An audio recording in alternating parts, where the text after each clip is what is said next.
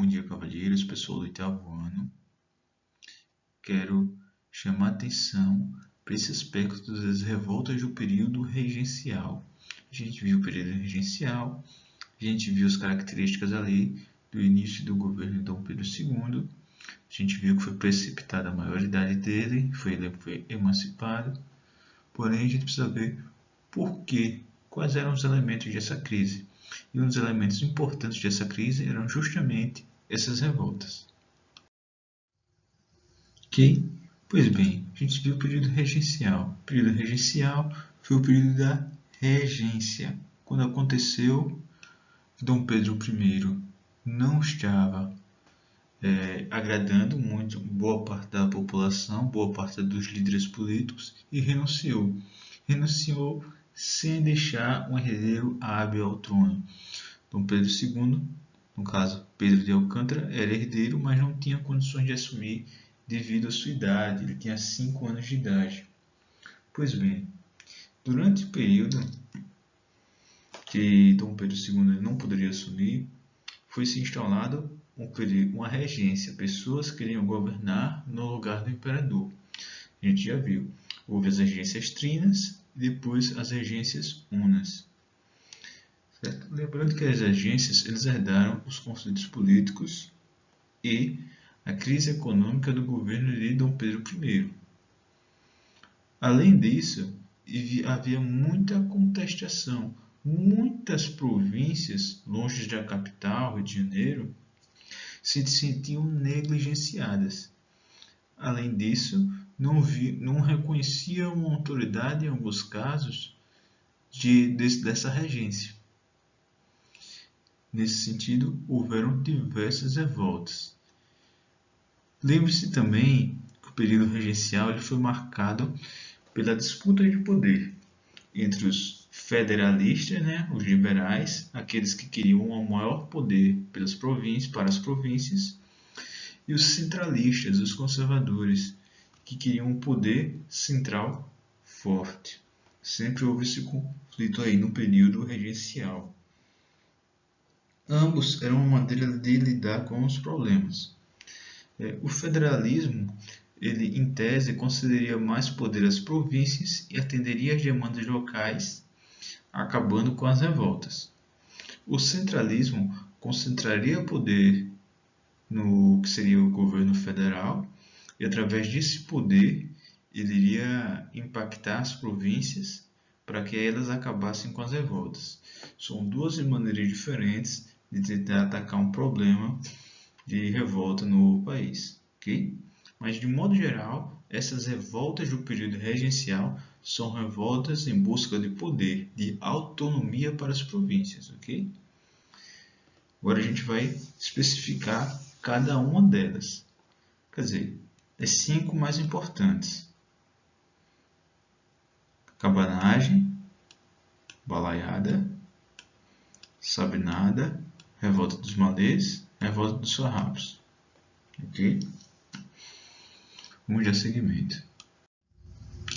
Cabanagem. Cabanagem aconteceu de 1835 a 1840. Só a título de memória, Dom Pedro I ele abdicou o trono em 1831. Ok? Bom, onde aconteceu a cabanagem? Aconteceu no Grão-Pará. O que é o Grão-Pará? Esse estado, essa província não existe mais. Não existe mais, mas olha aqui no mapa. O Grão-Pará se estenderia aqui, essa parte vermelhinha, que corresponde aos estados, quase todos os estados da região norte, certo?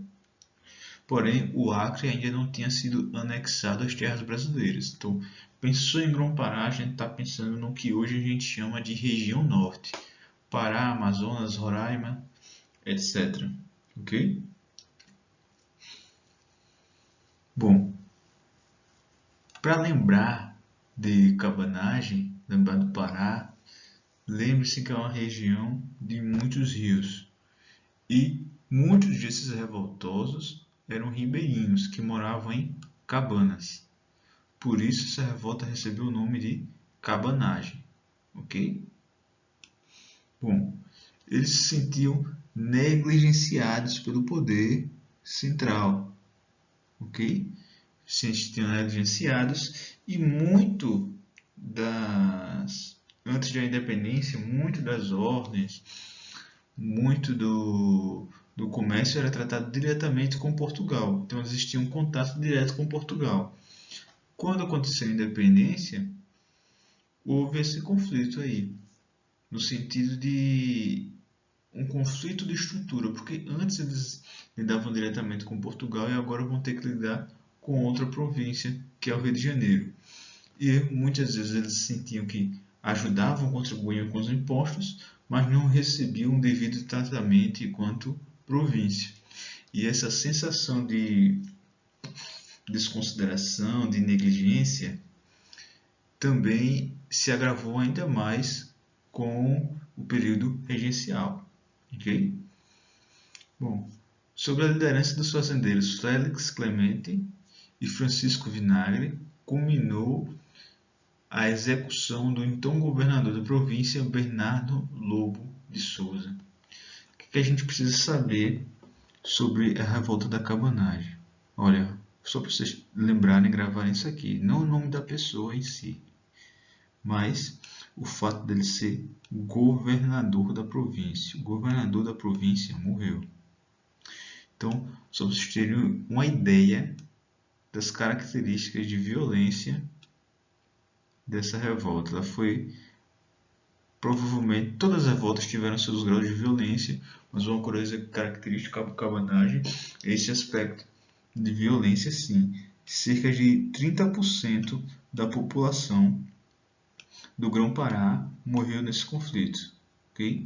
Tem historiadores que falam mais, outros historiadores falam menos, mas cerca de 30% da população morreu nesse período. Então é isso que a gente precisa saber a respeito da cabanagem. Tá?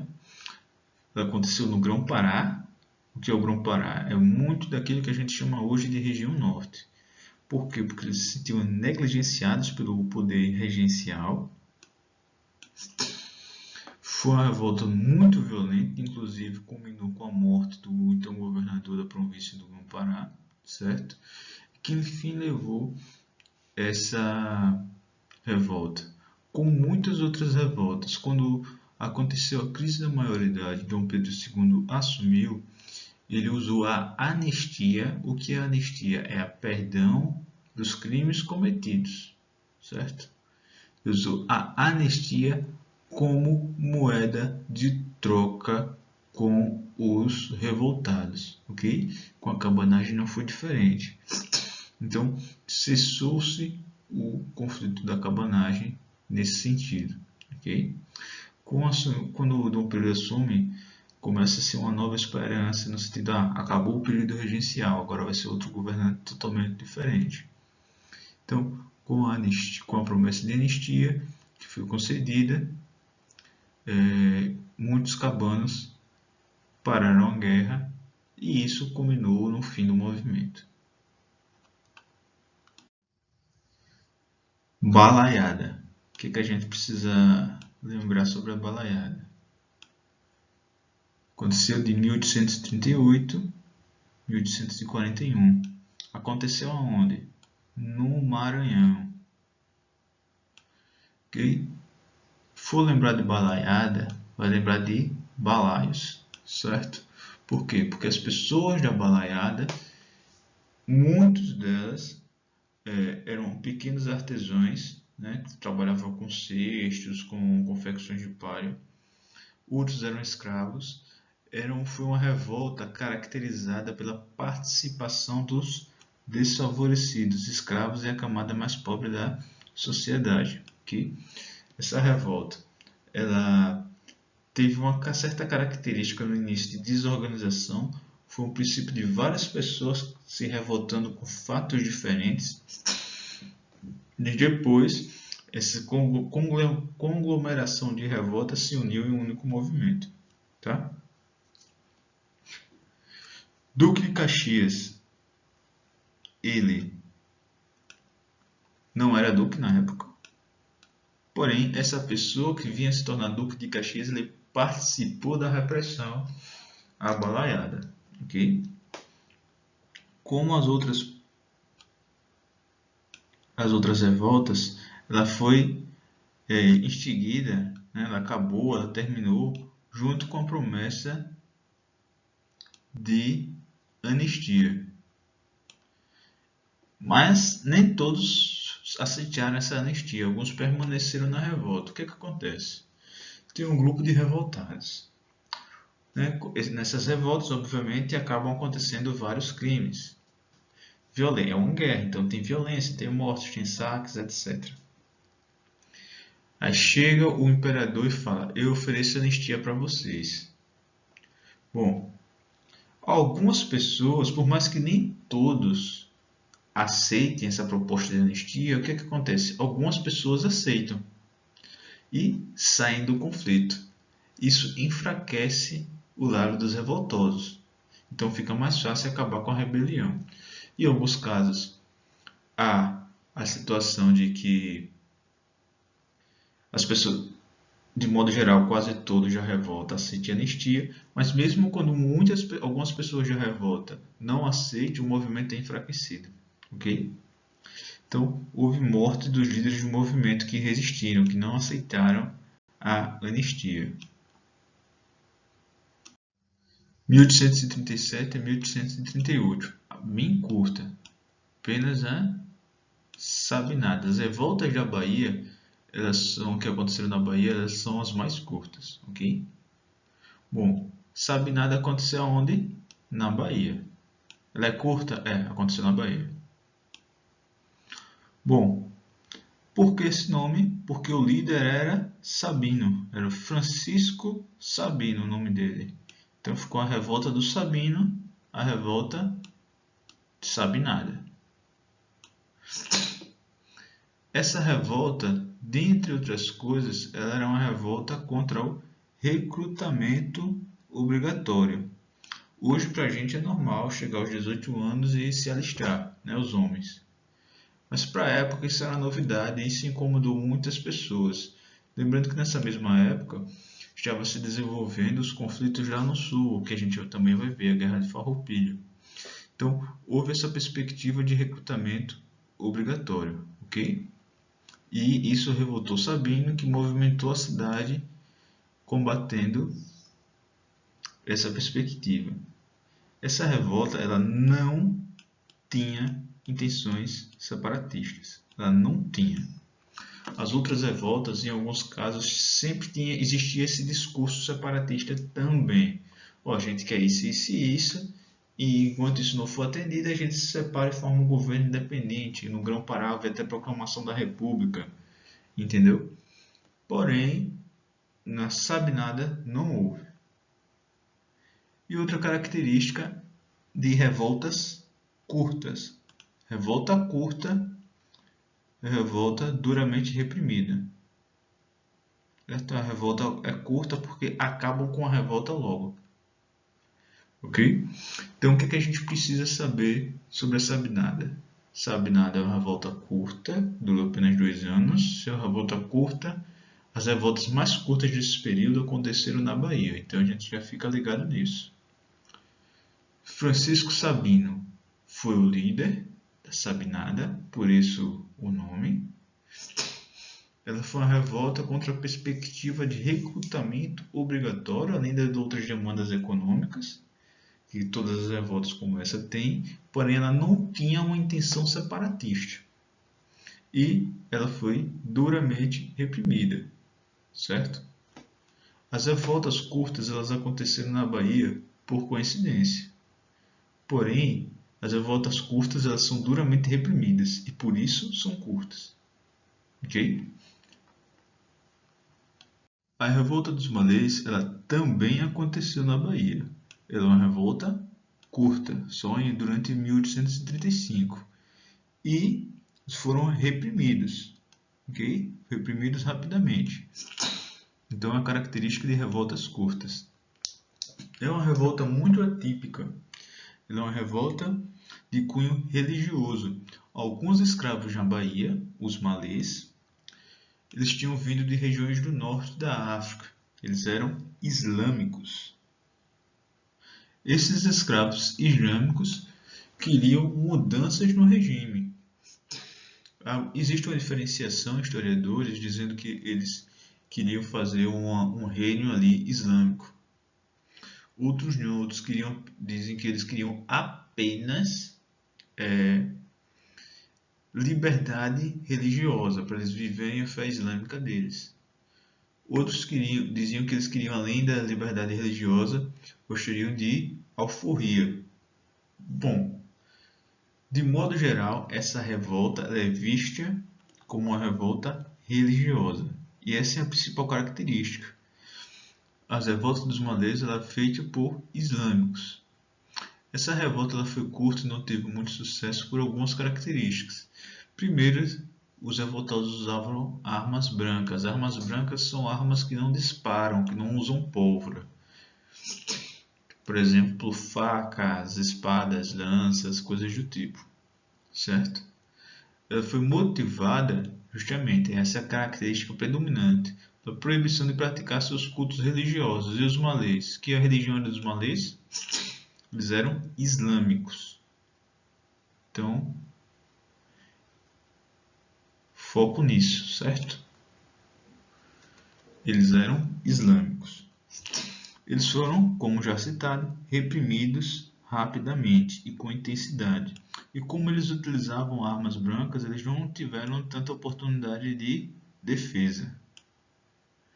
Então, a revolta dos malês aconteceu na Bahia, eles eram islâmicos, eles utilizaram majoritariamente armas brancas, foi motivada pelas dificuldades de viver a religião deles e foram reprimidos rapidamente. Guerra dos Farrapos, 1835 a 1845, é uma guerra longa, certo? Onde é que ela aconteceu? Ela aconteceu no Rio Grande do Sul, no sul do país. Por quê? Qual foi o motivo? Os altos impostos que eram cobrados, além da falta de autonomia política de algumas províncias, que queriam mais autonomia política. O que a gente precisa saber? Farrapos foi a mais longa. Foi uma guerra longa, ela durou 10 anos. Então tiveram muitos conflitos, muitos personagens históricos, Garibaldi, por exemplo, mas essa revolta de todas as revoltas do período regencial, apesar delas ter sido derrotada militarmente, certo? O Duque de Caxias também participou da repressão dessa revolta. Ela foi vitoriosa politicamente. Como assim vitoriosa politicamente? Ela fez um acordo com a coroa, ela se rendeu, fez um acordo com a coroa, mas o acordo dela foi conseguiu muitas providências que auxiliaram os seus participantes. Por exemplo, todos foram anistiados, os impostos, que eram o motivo da revolta, diminuíram, certo? Muitos escravos que participaram dessa revolta foram alforriados. O que acontece? Essa guerra do Farrapos, para reunir tropas, os revoltosos, os farroupilhas, eles prometeram o seguinte: os escravos que lutassem na guerra iriam se tornar alforros, iriam ser alforriados, libertados. E aderiram, cerca de 10 mil escravos aderiram a essa perspectiva. Bom, e de fato isso aconteceu. Os escravos que lutaram na Guerra da Farroupilha foram alforriados.